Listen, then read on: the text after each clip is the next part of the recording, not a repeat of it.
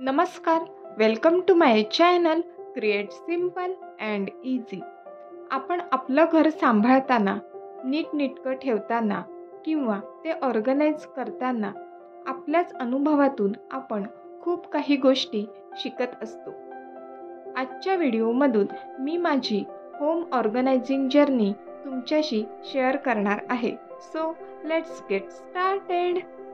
माझी home organising journey start झाली ती कार्डबोर्ड बॉक्सपासून बनवलेले ऑर्गनायझर वापरण्यास, आणि मी अजूनही कार्डबोर्ड बॉक्सपासून बनवलेले ऑर्गनायझर वापरते. जर आपण एखादी जागा पहिल्यांदा ऑर्गनाईज करत असू किंवा आपण कन्फ्यूज असू की तिथे कोणतं ऑर्गनायझर घ्यायला हवं किंवा ते घेतलं तर पैसे वाया जाणार नाही ना, असं वाटत असेल तर थांबा. वाट पाहणं हे कधीही चांगलं. जसं की गेल्या 1 ते 1.5 वर्षापासून हे ऑर्गनायझर मी किचनमध्ये यूज करत होती.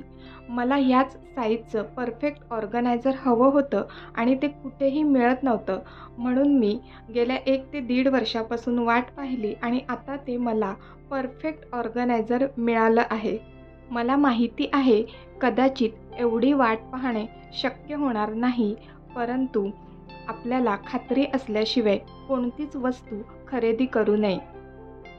आणि आता मी खूप हॅप्पी आहे, कारण वन टाईम परचेस झाली आहे आणि मला हवं होतं तसंच अगदी ऑर्गनायझर आमच्या किचनसाठी मिळालं आहे.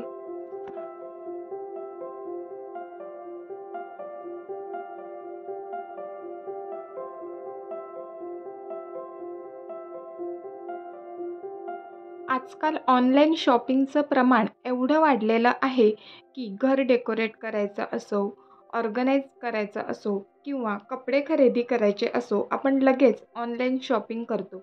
परंतु आपल्याला हवी तशी क्वालिटी मिळाली नाही किंवा तसे रिझल्ट मिळाले नाही तर आपले पैसे हे नक्कीच वाया जातात, कारण कधीकधी ते रिटर्न करण्याचे ऑप्शनसुद्धा नसतात. ही मिस्टेक आमच्याकडून सुद्धा झालेली आहे.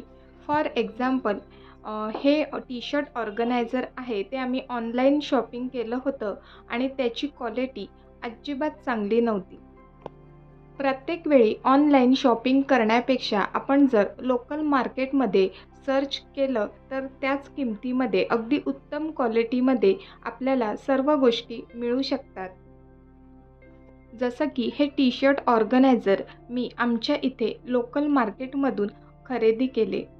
त्याच किमतीला पण ह्याची क्वालिटी अगदी चांगली आहे.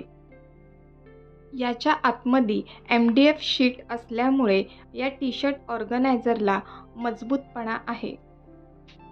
दोन्ही ऑर्गनायझरचं मी कंपॅरिझन करून दाखवते. जे ऑर्गनायझर मी ऑनलाईन घेतलं होतं त्याला अजिबात मजबूतपणा नव्हता, कारण त्याच्या आतमध्ये साधा पुठ्ठा घातला होता. आणि हे जे मी आता नवीन ऑर्गनायझर परचेस केलं आहे त्यामध्ये MDF शीट असल्यामुळे ते अजिबात बेंड होत नाही. ऑनलाईनसुद्धा बऱ्याचशा गोष्टी चांगल्या मिळतात, परंतु कधीकधी मार्केटमध्ये सर्च केल्याने आपल्याला क्वालिटी तपासता येते आणि ऑनलाईन काय किंमत आहे ती एकदा तपासून मग आपण जर मार्केटमध्ये गेलो आणि जर स्वस्त दरात मिळत असतील तर आपले पैसे हे नक्कीच वाचणार आहेत. घराचा कोणताही भाग असो, मग तो स्वच्छ, नीटनेटका आणि टापटीप ठेवण्यासाठी प्रत्येक गोष्टीला एक डेझिग्नेटेड प्लेस असायला हवी, हो ना? फॉर एक्झाम्पल, काही दिवसापर्यंत धुवायचे जे कपडे असतात ते इकडे तिकडे पडलेले असायचे किंवा ते दांडीवर असायचे, कारण त्याला काही डेझिग्नेटेड प्लेसच नव्हती आणि इकडे तिकडे खूप पसारा वाटायचा.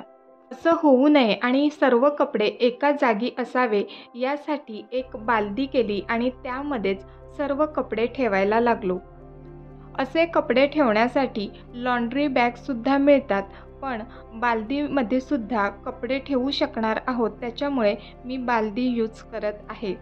आणि खरंच ही ट्रिक यूज केल्यामुळे जो काही पसारा आजूबाजूला होत होता तो अजिबात होत नाही आणि सर्व कपडे एका ठिकाणी राहतात.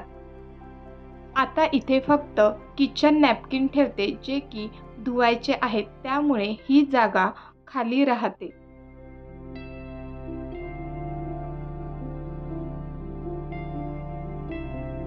छोट्याशा घरामध्ये प्रत्येक वस्तू ऑर्गनाइज करून ठेवणे तसं अवघड होतं, पण अगदी छोट्याशा जागेचा ॲज अ स्टोरेज म्हणून आपण उपयोग केला तर छोट्या छोट्या गोष्टी तिथे सहज अरेंज करू शकतो.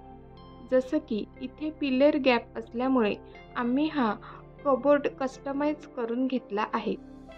सध्या इथे मी मुलीचे बुक्स अरेंज करून ठेवते, पण मुलं जशी मोठी होतात तसं त्यांच्यासोबतच घरामध्ये सुद्धा ट्रान्झिशन म्हणजेच बदल पाहायला मिळतो आणि हा बदल ॲक्सेप्ट करणे गरजेचे आहे. सो वेळोवेळी डिक्लटर करणे, त्यांना कोणत्या गोष्टी गरजेच्या आहेत त्याच तिथे ठेवणे. जसं की मी बुकसुद्धा तिच्या लहानपणीचे बुक होते ते दुसऱ्या लहान मुलांना दिले. काही खराब झालेत ते रफ वर्कसाठी रियूज करणार आहेत आणि बाकी सर्व बुक एकाच कॅबिनेटमध्ये मी आता शिफ्ट केले आहेत. आणि इथे ड्रॉवरमध्ये सुद्धा 2 ड्रॉवर होते, त्यात एकच ड्रॉवरमध्ये मी आता सर्व वस्तू अरेंज करणार आहे.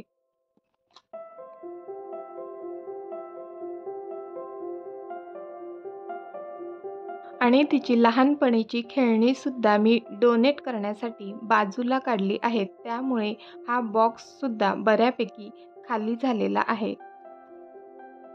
आपली कामं सोपी व्हावी म्हणून आपण किचनमध्ये नवनवीन गॅजेट्स किंवा वस्तू घेतो, परंतु किचन ओपन असल्यामुळे किंवा कॅबिनेट नसल्यामुळे त्यावर धूळ पडू नये म्हणून आपण पॅक करून वरती ठेवून देतो आणि मग काय होतं, त्याचा उपयोगच होत नाही आणि ते तसेच राहून खराब होऊन जातात.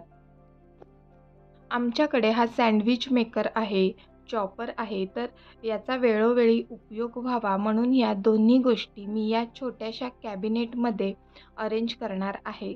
त्यांच्या साईजनुसार ते ह्या कॅबिनेटमध्ये व्यवस्थित फिट होत आहेत आणि मला जेव्हा हवं असेल तेव्हा मी ते इथून इझी ॲक्सेस करू शकेन. आणि मी नेहमीच अशा छोट्या जागेचा किंवा एखाद्या कॉर्नरचा घर ऑर्गनाइज करण्यासाठी उपयोग करत असते. अँड सी, मला हवा होता तसा हा कॅबिनेट ऑर्गनाइज झालेला आहे. घर ऑर्गनाइज ठेवण्यासाठी आपण ही एक गोष्ट लक्षात घ्यायला हवी, ती म्हणजे एखादी आपण नवीन गोष्ट खरेदी करतो तेव्हा तिला ठेवण्यासाठी घरामध्ये जागा आहे का? नाहीतर आपण वस्तू खरेदी करत राहतो आणि कॅबिनेटमध्ये जागा नसल्यामुळे त्या बाहेर अशाच पडून राहतात आणि सगळीकडे पसारा होतो. मी ऑलरेडी हा ड्रॉवर खाली करून ठेवला होता, त्यामुळे या सर्व गोष्टी इथे अरेंज करून ठेवणं मला शक्य झालं. आणि महत्त्वाची टीप म्हणजे आपण ज्या ठिकाणावरून एखादी गोष्ट घेतो ती त्याच ठिकाणी पुन्हा ठेवली तर घर नेहमीच ऑर्गनाइज राहतं. तर आतापर्यंत घर ऑर्गनाइज करताना मी कोणकोणत्या गोष्टी लक्षात घेत आले हे तुमच्याशी आज मी शेअर केलं. मला खात्री आहे की तुम्हाला ते नक्की उपयोगी ठरेल. तर आजपुरती एवढंच. आजचा व्हिडिओ आवडला असेल तर मला कमेंट बॉक्समध्ये नक्की सांगा. व्हिडिओला लाईक, शेअर आणि सबस्क्राईब करा. पुन्हा भेटूया पुढच्या व्हिडिओमध्ये. तोपर्यंत बाय बाय.